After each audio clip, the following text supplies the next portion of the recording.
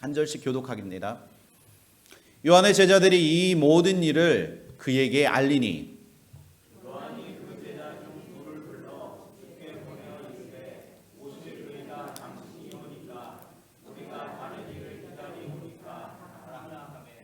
그들이 예수께 나와 이르되 침례 요한이 우리를 보내어 당신께 여쭈어 보라고 하기를 오실 그이가 당신이오니까 우리가 다른 일을 기다리오니까 하더이다 하니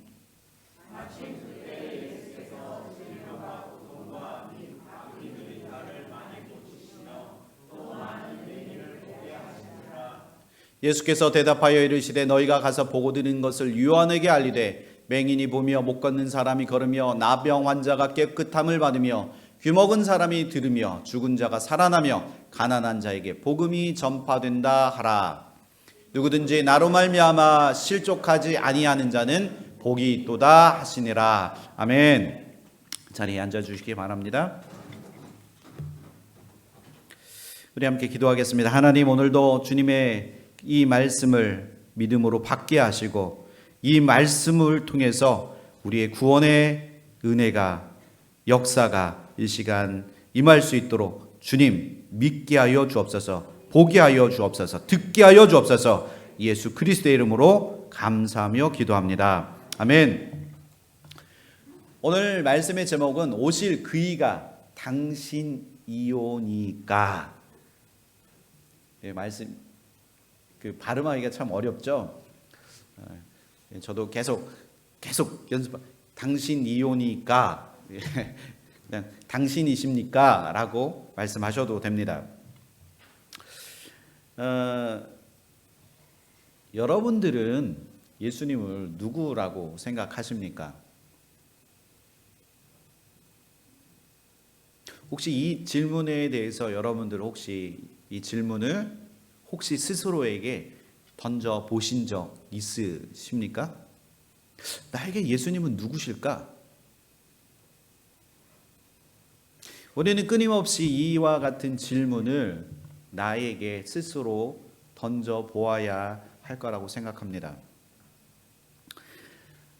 지난주에 제가 이제 찬송가 96장 예수님은 누구신가 우리가 찬송을 했는데, 찬송가 96장 예수님은 누구신가, 이 찬양은 예수님이 누구신지에 대해서 참 바르게 잘 설명해 주고 있는 찬양입니다. 가사의 내용을 보면 우리의 기쁨이 되시고 우리의 생명이 되시며 평화의 왕이시며 영광의 왕이십니다. 믿으십니까? 또한 예수님은 우리를 죄에서 구원해 주시기 위하여 이 땅에 오신 하나님의 아들이십니다. 믿으십니까? 그러나 우리는 예수님을 잘못 이해할 때가 있다는 겁니다. 때로는 간 믿은 분도 계시겠지만 때로는 10년, 20년, 30년, 많게는 40년, 50년, 60년을 믿어도 예수님이 과연 누구신지에 대한 질문을 나에게 한 번도 해보지 않고 그냥 무작정 교회를 다니는 성도들이 있다는 겁니다. 또한 열심을 다해서 교회를 섬기고 봉사하면서 그냥 믿음으로 잘 가면 좋은데 때로는 상처받고 교회를 떠나가는 성도들이 있습니다. 그러다가 결국 신앙생활에 대한 거부감이 들게 됩니다. 처음 그리스도인이 되기 위해서 나 나름대로 결단하고 가졌던 믿음과 소망은 점차 사라져 버리고 신앙에 대한 그 기대감이 하나 둘씩 무너져 내릴 때 나에게 오히려 하나님을 믿는 그 믿음은 온데간데 사라져 버리고 강한 거부감과 동시에 내 마음 안에는 실족하는 마음이 들 때가 있다는 겁니다. 우리가 처음 예수를 믿기 시작할 때 어떤 사람들은 예수를 믿으면 뭔가 엄청난 변화가 일어날 것처럼 여기고 또한 그렇게 생각합니다. 그래, 뭐 교회 간다 그러면 뭔가 뭐 기적도 일어난다고 하니까 그런 일도 있겠지. 내 안에 있던 어떤 구속된 나를 교회 가면 자유하게 해준다니까 그 자유가 나를 그 속박에서 나를 자유케 해주겠지라는 그런 상상을 하게 됩니다. 그 옛날 우리나라가 잘 살지 못했을 때 그 시절에는 굶주림 속에서 막연하게 먹을 것을 기대하며 예수를 믿기 시작한 아주 기독교 초창기적 시절이 있었습니다. 극한 아픔과 고통이 조금이나마 그 아픔들을, 그 배고픔들을 면해 보기 위해서 병든 육신이지만 기대를 가지고 예수를 믿기 시작합니다. 수많은 그 시련 속에서 어떤 기적이 나타나기를 바라지만 그 기적이 나타나기를 바라면서 예수님 앞에 모여든 사람들. 우리가 기독교의 역사를 보면 초창기에 수없이 많은 그런 기적이 일어났던 것은 사실입니다. 하나님이 수많은 그 기적들을 온 세상에 있는 지상에 있는 교회들을 통해서 성도들에게 하나님의 역사를 보여주셨습니다. 그러나 그러한 기대함은 언젠가 사라져버리고 예수를 믿는다고 하면서 믿음과는 거리가 먼 생활을 하는 그런 우리들의 모습을 발견하게 된다는 거예요. 그러면서 하나님께 대한 원망과 불편한 마음을 쏟아내고 우리의 마음 안에는 그냥 그 불편한 마음, 원망과 시비로 인해서 내 마음이 실족하게 됩니다. 그래서 어떤 사람은 하나님 앞에 항변합니다. 아니 예수를 믿으면 왜 가난에서 벗어나서 왜 내가 예수를 믿으면 부자가 왜 못 되는 거야? 왜 잘 살지 못하는 거야? 왜 내 질병이 치료되지 않는 거야? 하나님 저 수없이 몇십 년을 두통을 안고 사는데 하나님 왜 저에게 왜 이 치료의 은혜를 이 치료의 능력을 나에게는 보여주시지 않습니까? 저 옆에 있는 사람은 나음을 입었다고 그렇게 고백하고 그렇게 좋아하는데 왜 나에게는 그 은혜가 임하지 않습니까? 그렇게 질문한다는 거예요. 남편 문제나 아내 문제나 자녀 문제가 해결되지 않고 오히려 더 악화되어져 가고 있는 그 상황 속에 하나님 왜 나에게는 자꾸 이런 문제만 나에게는 더 쌓여가고 있습니까? 하나님 내가 하는 그 사업에 왜 탄탄대로를 걷게 하시지 않고 왜 자꾸 문제가 생겨서 왜 나에게 자꾸 이 어려움을 나에게 주십니까? 또 어떤 분은 질문합니다. 왜 나에게는 직장이 없습니까? 하나님 왜 나에게 먹고 사는 문제를 왜 해결해 주시지 않습니까? 하나님 왜 우리 아이는 다른 아이들처럼 공부하지 못합니까? 왜 공부를 잘 못하게 되고 그리고 저 집 아이들처럼 정말 착하다, 정말 잘한다, 똑똑하다 이 얘기를 왜 우리 아이들은 듣지 못합니까? 우리는 그런 그 수없이 많은 원망과 불평을 하나님 앞에 우리는 쏟아낸다는 거예요. 사람들은 처음 예수를 믿을 때 상당히 큰 기대함을 갖고 있습니다. 그 기대함은 그 사람을 예배 중심의 사람으로 만들어 주기도 하고 교회를 위해 열심히 봉사하는 사람으로 만들어 주기도 합니다. 때로는 그들의 입술로 주님 없이는 못 살겠다고 다른 사람보다 더 남달리 열심히 하나님 앞에 봉사하고 헌신하는 그런 사람들도 있습니다. 그런데 점점 그 기대함이 사라지면 초조해지고 마음이 약해집니다. 지금쯤이면 무언가 획기적이고 무언가 특별한 일이 일어나야 하는데 전혀 그럴 기미가 보이지 않고 오히려 이전 상황보다 지금의 상황이 더 나빠졌다고 우리는 생각하게 됩니다. 그러면 당연히 믿음에 대한 강한 회의감에 빠지고 왜 나에게는 왜 나는 이라는 그런 회의감에 빠지게 되면서 질문하게 됩니다. 바로 침례 요한이 오늘 본문에서 그러한 질문을 던지고 있는데 예수님의 답변, 예수님이 뭐라고 답변하시는지 오늘 침례 요한의 질문과 예수님의 그 답변을 통해서 오늘 우리가 하나님의 말씀을 은혜롭게 받기를 소망합니다. 첫 번째 침례 요한의 질문입니다. 우리 누가복음 19장 그 하반절 한번 읽어보실까요? 시작.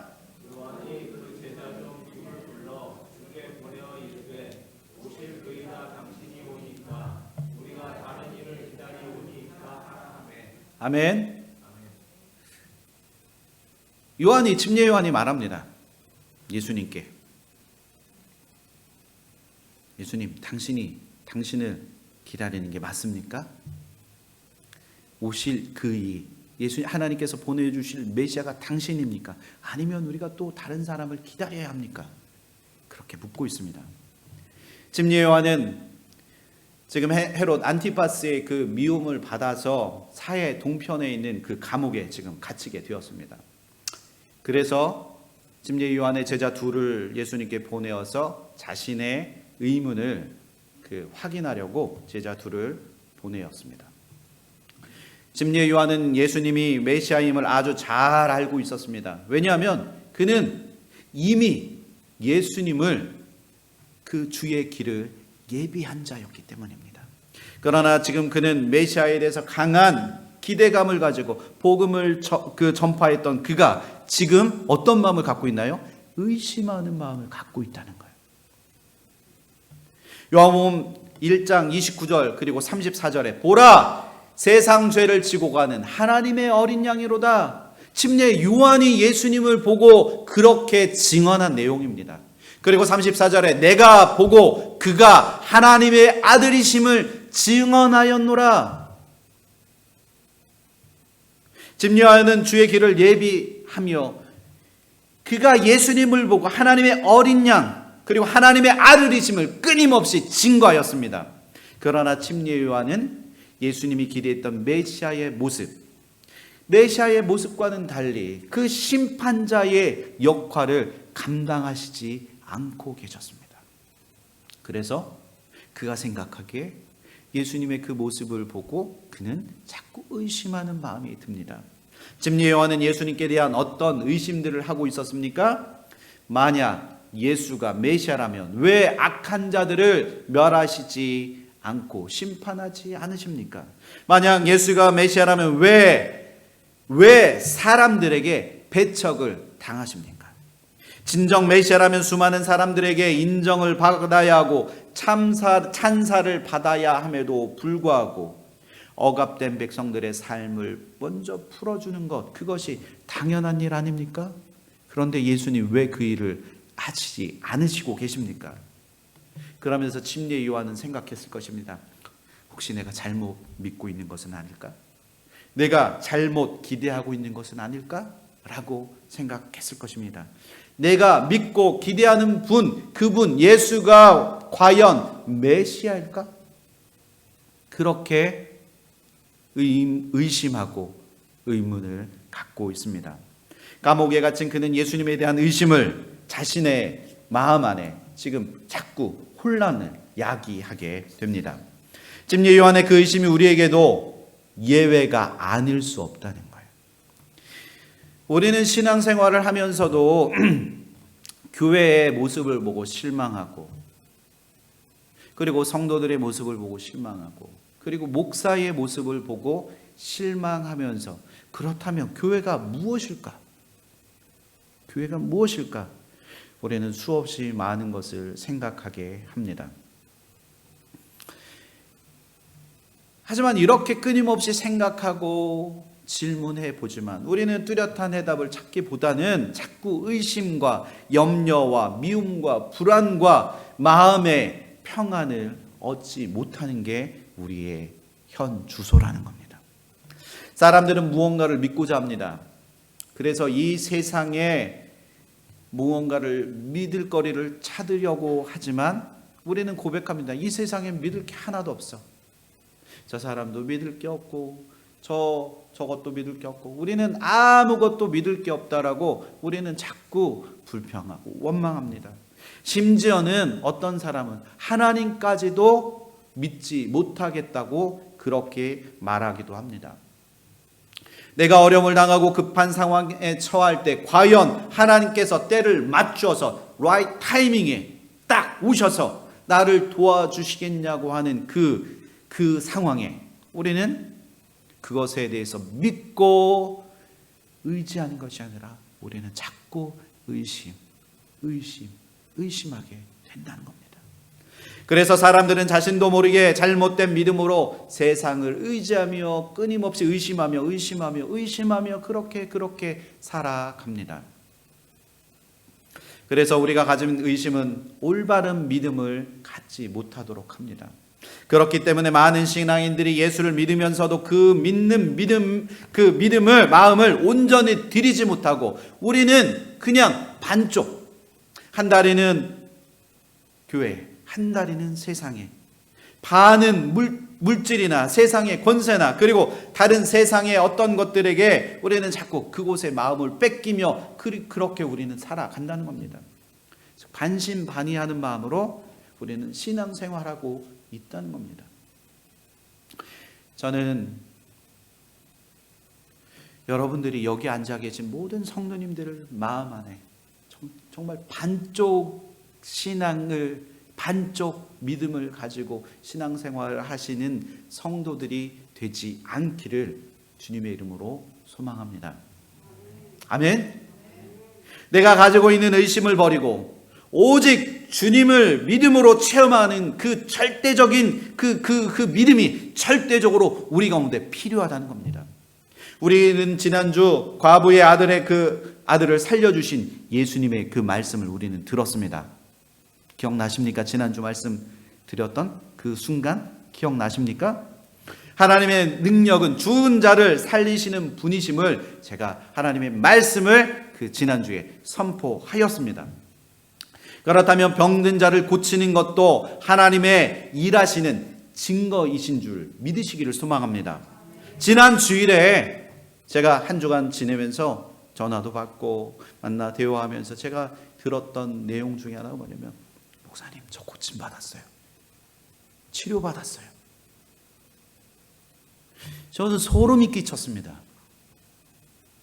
왜요? 하나님의 은혜가 우리 가운데 지금도 임하고 계시다는 사실입니다. 믿음으로 하나님의 말씀을 굳게 받고 하나님의 능력을 믿음으로 받는 자에게 하나님이 지금도 치료의 역사를, 구원의 역사를 우리에게 보여주고 계시다는 겁니다. 지금 하나님이 우리 교회를 향한 놀라운 그 계획으로 우리의 교회를 하나님이 그렇게 사용하고 계시고, 앞으로도 우리 교회를 통해서 하나님의 역사가 드러나고 증거되어져 가는 그 교회로 하나님이 친히 세우시고자 지금 계획하시고 계시다는 사실입니다. 우리는 그때 살아계신 하나님을 직접 체험하고 경험하시기를 소망합니다. 그 믿음이 나의 것이 되어지기를 간절히 축원합니다. 아멘. 아멘. 네, 간절히 그렇게 바라고 소망하는 자들에게 하나님의 능력이 임하게 될 줄 믿습니다. 지금 침례 요한은 자기가 예수님께 직접 나갈 수 없는 그런 감옥에 갇힌 몸이었습니다. 그래서 대신 제자들로 하여금 예수님이 진정한 메시아인지를 직접 묻도록 했습니다. 그래서 간접적이지만 직접 주님 앞에 나아갈 수 없어 제자들을 대신해서 그 질문을 하는 그 간접적인 그 질문이지만, 요한은 예수께 대한 자신의 그 믿음과 체험을 통해서 자신이 가지고 있었던 그 의심을 회복하기를 원했다는 겁니다. 요한복음 20장 24절 25절 우리 한번 읽어볼까요? 시작.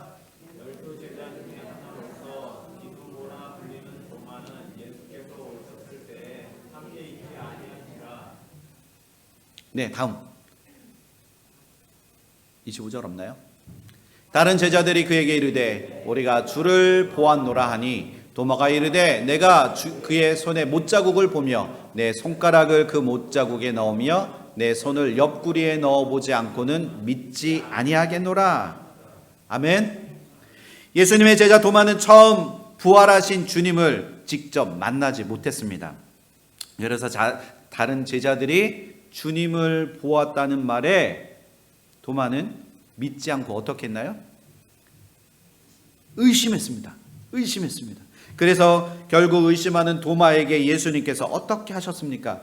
우리 27절 우리 한번 읽어볼까요? 시작.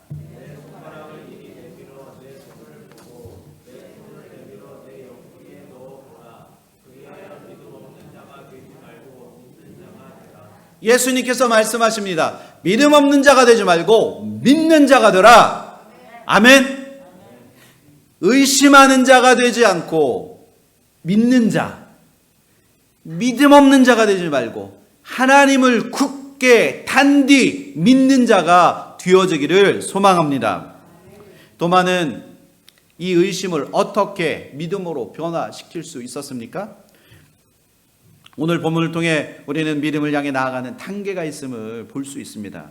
첫 번째, 의심하는 단계가 필요하다는 겁니다.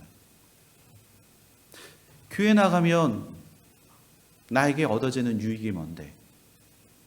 거기에서 머무르면 안 된다는 겁니다.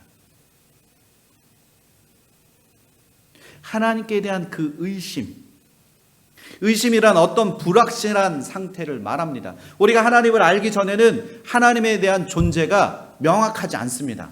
나에게 하나님이 어떠한 분이신지 내가 정의 내리기가 쉽지 않습니다. 그래서 의심이란 어떤 일에 관해서 어떤 식으로 알지 못하는 상태, 아직 하나님의 존재, 예수 그리스도가 구원자라는 사실을 우리는 제대로 인식하지 못하고 알지 못하고 있다는 겁니다. 부활하신 주님께서 제자들을 만나러 오셨을 때 그 자리에 도마만 그 자리에 없었습니다. 그는 직접 자신의 눈으로 확인함으로 의심을 품겠다라는 태도를 가졌습니다. 믿음을 갖기 위해서 생기는 의심은 그 신앙의 발전을 위해서 꼭 필요한 단계라는 겁니다. 보다 더 확실한 증거를 갖기 위해서 의심하는 것은 신앙의 단계에서 꼭 필요합니다. 확실하게 믿기 위해서 의심하는 도마에게 주님은 친히 자신의 손과 옆구리를 보여주심으로 인해서 그로 하여금 믿게 하셨다는 겁니다. 저는 이런 이야기를 참 많이 들었습니다. 어떤 사람들은 예수가 내가 그 교회에 다니는 것들을 내가 꼭 창피하게 할 거야. 그래서 예수 이게 진짜인지 아닌지 내가 밝혀내고 말겠어. 그래서 창세기부터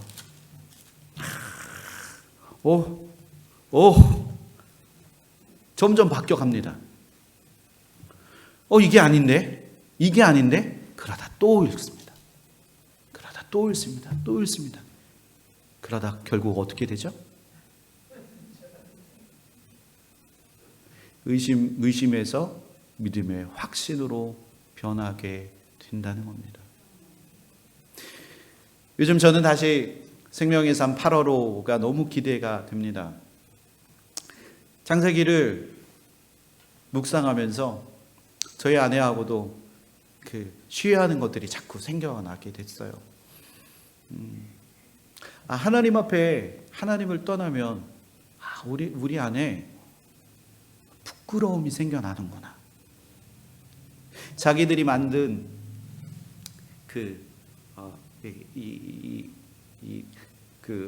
잎으로 이걸 싸도 부끄러움을 느끼는구나. 그래서 하나님이 만들어주신 누군가의 희생이 들어가야 하는 그 가죽옷으로 그것을 덧입혔을 때 그 부끄러움이 조금이나마 사라지게 되는구나. 저는 다시 창세기로 돌아간 우리 그 말씀을 읽으면서 우리 사랑하는 성도님들도 그 창세기 말씀을 통해서 다시 한번 하나님이 이 땅의 구원자이시고 하나님이 창세부터 우리의 마지막 그 순간까지 그 모든 것을 계획하시고 설계하신 분이 하나님이시라는 사실을 여러분들이 믿음의 눈으로 바라보시기를 소망합니다. 또한 도마의 의심을 믿음으로 변화시킬 수 있었던 그 단계는 증명의 단계가 뒤따르다는 겁니다. 예수님께서 의심하는 도마에게 자신의 상처를 보여주시고 믿음을 갖게 하셨습니다. 주님은 도마에게 믿음 없는 자가 되지 말고 믿음 있는 자가 되라 말씀하셨습니다. 그래서 도마는 확실한 믿음을 갖게 되었습니다. 이를 위하여 부활하신 주님이 친히 나타나셔서 그에게 믿음이 없었던 도마에게 나타나셔서 친히 증명해 주셨습니다. 그랬을 때 비로소 확실한 믿음과 신앙을 고백하게 된다는 겁니다. 그러므로 우리가 가지고 있는 그 신앙의 의심을 우리 또한 인정해야 합니다. 나 자신의 연약함을 솔직히 주님 앞에 고백하십시오. 아멘. 침례 요한 역시도 자신의 연약함, 자신이 그렇게 자신의 입으로 수많은 사람들에게 주의 길을 예비하라고, 보라 하나님의 어린 양을 보라고 그렇게 증언하였음에도 불구하고 마지막 자신의 그 죽음의 순간에 그의 믿음 없음을, 그의 의심하는 마음을 예수님 앞에 다 믿음으로 고백하고 있다는 겁니다. 그래서 짐야원은 예수님께 묻습니다. 오실 그 이가 당신입니까? 아니면 우리가 다른 일을 기다려야 합니까? 어떤 사람들은 의심하는 것은 신앙이 없는 것이라고 그렇게 생각하고 말하기도 합니다. 그래서 사람들은 자신이 가지고 있는 의심을 인정하지 않습니다. 오히려 믿음이 없는데도 마치 믿음이 있는 것처럼 자신을 위장하고 그리고 자신을 치장하려고 한다는 겁니다. 또 어떤 사람은 의심함으로 자신에 대한 죄책감을 느끼기도 합니다. 우리는 도마 같은 신앙의 단계가 꼭 필요하다는 겁니다.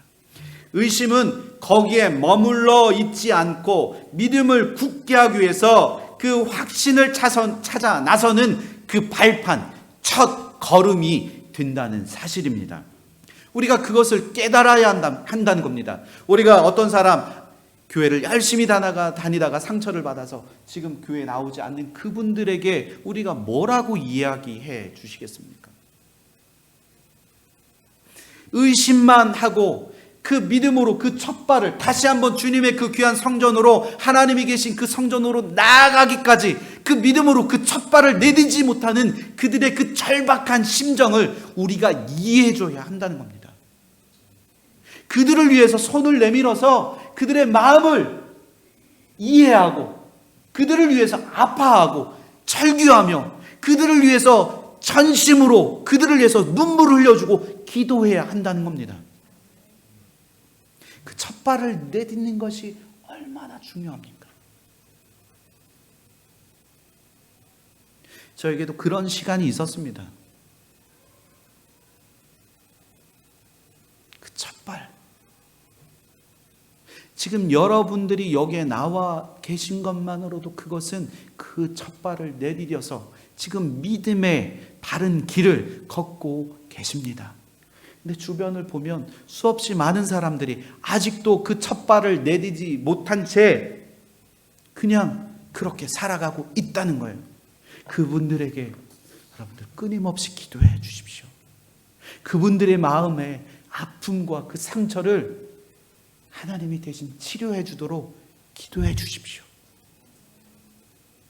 저도 많은 사람들을 만나는데 교회를 열심히 다니다가 교회에서 직분까지 받고 정말 그 최선을 다해서 다니다가 상처받고 성도와 성도끼리, 성도와 목회자로 인해서 그 받은 그 상처를 저는 어떻게 꿰매어주고 그를 어떻게 다시 한번 주님의 그 성전으로 그들을 불러와서 하나님의 자녀가 되게 할 수 있을까 끊임없이 기도하고 생각하고 있습니다. 우리는 요한처럼 자신을 인정해야 하고 도마처럼 정직해야 합니다. 보고 만지기 전에는 믿지 못하는 자신을 인정하고 하나님께 도움을 구해야 할 줄 믿습니다. 믿음이 없는데도 신앙이 없는 척, 그리고 체면 때문에 다른 사람에게 대단히 믿음이 있는 것처럼 해서는 안 된다는 겁니다. 믿음은 머리로만 하는 것이 아니라 가슴으로 뜨겁게 체험해야 할 줄 믿습니다. 요한은 자신에게 닥쳐온 그 고난을 이길 수 있는 길은 오직 메시아에 대한 확실한 믿음을 갖는 것이라고 여겼습니다. 때문에 그는 제자들로 하여금 자신의 예수에 대한 의심을 고백하게 하고 자신의 그 믿음에 대해서 확신을 주실 것을 믿고 지금 예수님 앞에 나에게 도와달라고 예수님에게 도움을 요청하고 있다는 사실입니다. 여러분에게 침례 요한과 같은 그 의심이 밀려올 때 여러분들 솔직히 고백하십시오. 주님 앞에 나와서 주님, 저의 믿음 없음을 불쌍히 여겨 주옵소서. 주님, 제 마음 안에 하나님 이 밤톨 같은 이 마음, 이 믿음을 나에게도 허락하여 주옵소서. 그렇게 고백해야 할 줄 믿습니다.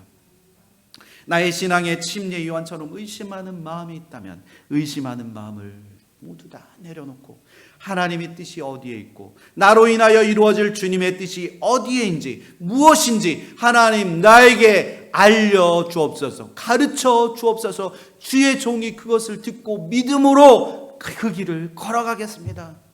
그렇게 고백해야 할 줄 믿습니다. 두 번째로 침례 요한의 의심하는 질문에 예수님께서 답변하십니다. 마침 요한의 제자들이 예수님을 찾았을 때 예수님께서는 병든 자, 악귀 들린 자를 고치시고 소경의 눈을 뜨게 하시고 그리고 침례 요한의 그 질문을 들으신 예수님께서 이렇게 대답하십니다. 우리 7장 22절 우리 한 목소리 읽어볼까요? 시작.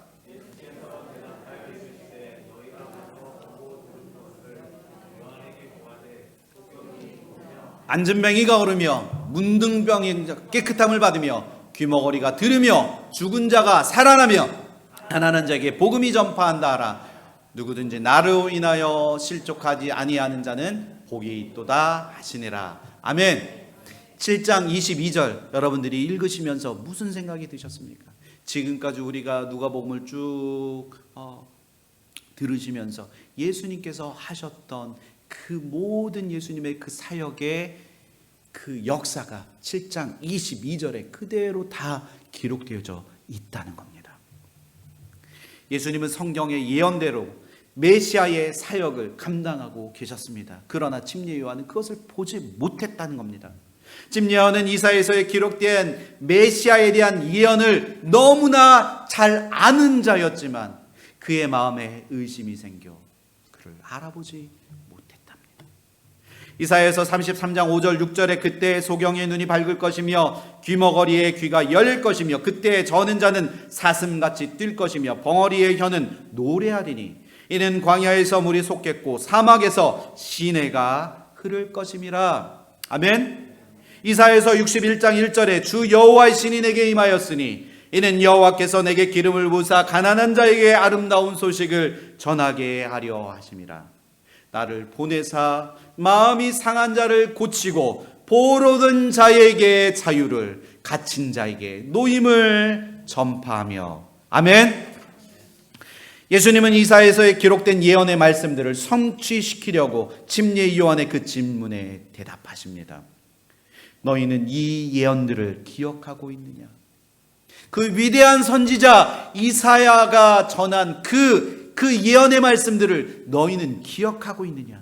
이 예언들이 바로 나를 통하여 이루어지고 있는 것을 너희는 믿고 있느냐? 그렇다면 너희는 나의 행하는 것을 보고도 내가 메시아임을 알지 못하느냐? 예수님께서 침례 요한과 수많은 사람 그리고 바로 이 자리에 앉아 계신 우리에게 예수님께서 다시 한번 물으십니다. 예수님의 사역은 현실만을 위한 사역이 아니었습니다. 죄로 인하여 하나님을 볼 수 없었던 그 죄인들의 그 눈을 여는 일이 주님의 그 사역이었다는 겁니다. 또한 죄로 인하여 우둔해져 하나님의 음성을 들을 수 없는 그 죄인들의 그 귀를 열어주심으로 하나님과 대화할 수 있게 하셨다는 겁니다. 그제서야 비로소 인간은 기뻐 뛰게 될 것임을 말씀하고 계십니다. 마치 소경이 눈을 뜨고 밝은 세상을 보듯이 아무도 들을 수 없었던 그 기머거리가 세상의 그 아름다운 하나님의 그 아름다운 소리를 들을 수 있었던 것처럼 그 소리 아름다운 소식을 들음으로 그가 기뻐 뛸 것이요, 또한 죄로 인하여 결코 하나님의 이름을 부를 수 없었던 사람들이 예수 그리스도를 통하여 입이 열리고 하나님의 이름을 부르며 찬양과 감사로 예배할 수 있게 되는 것을 예수님께서 지금 말씀해 주고 계십니다.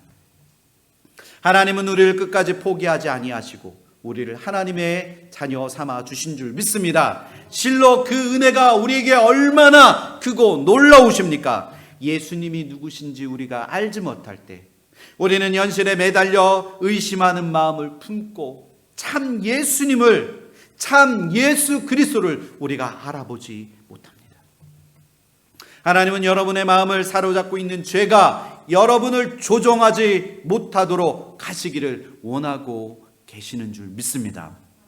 주님은 우리가 가진 세상의 염려와 근심에서 해방되고 불안과 두려움 그리고 어려운 어둠 속에서 방황하지 않도록 우리를 빛 가운데로 내어 주시는 줄 믿습니다. 믿으십니까? 그래서 주님은 말씀하십니다. 누구든지 나로 말미암아 실족하지 아니하는 자는 복이 있도다. 아멘.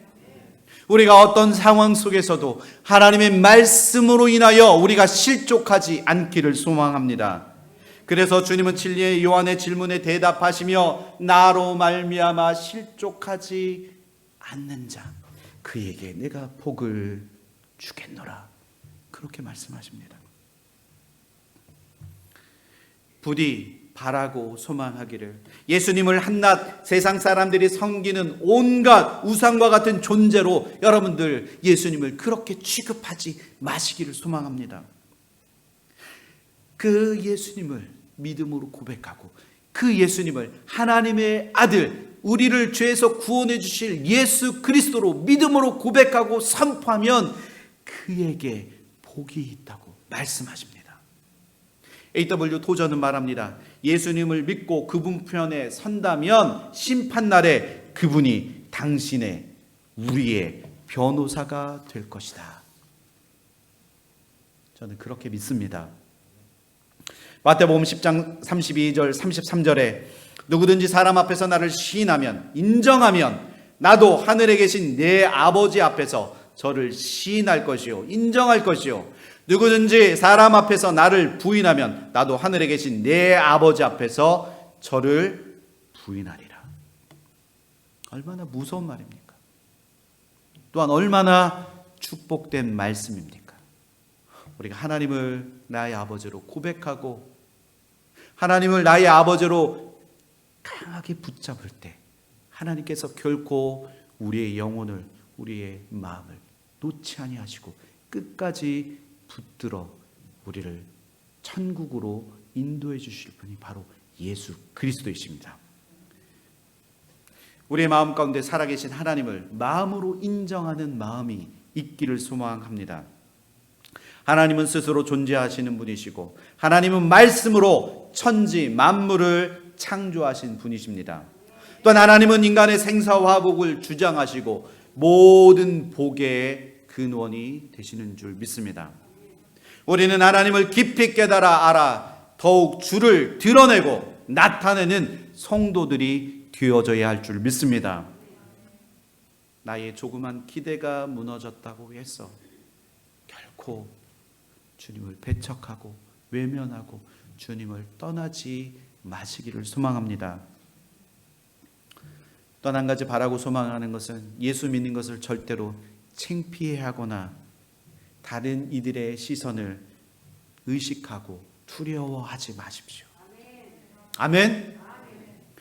수많은 기독교의 선진들이 죽음을 두려워하지 않고 복음을 증거하였기 때문에 지금 바로 우리가 이 자리에서 하나님의 은혜를 누리는 자가 된 줄 믿습니다.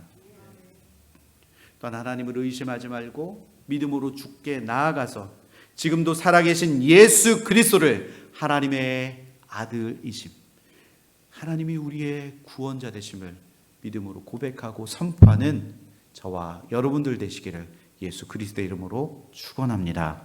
아멘. 우리 잠깐 기도하겠습니다.